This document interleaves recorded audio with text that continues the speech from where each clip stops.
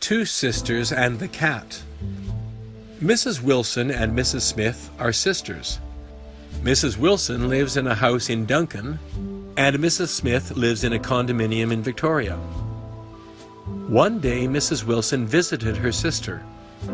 When her sister answered the door, Mrs. Wilson saw tears in her eyes. "What's the matter?" she asked. Mrs. Smith said, "My cat Sammy died last night, and I have no place to bury him." She began to cry again.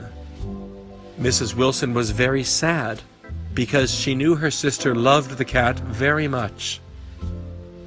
Suddenly Mrs. Wilson said, "I can bury your cat in my garden in Duncan, and you can come and visit him sometimes." Mrs. Smith stopped crying, and the two sisters had tea together and a nice visit.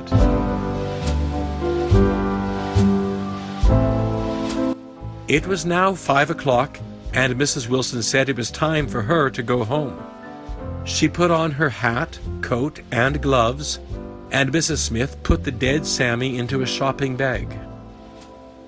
Mrs. Wilson took the shopping bag and walked to the bus stop.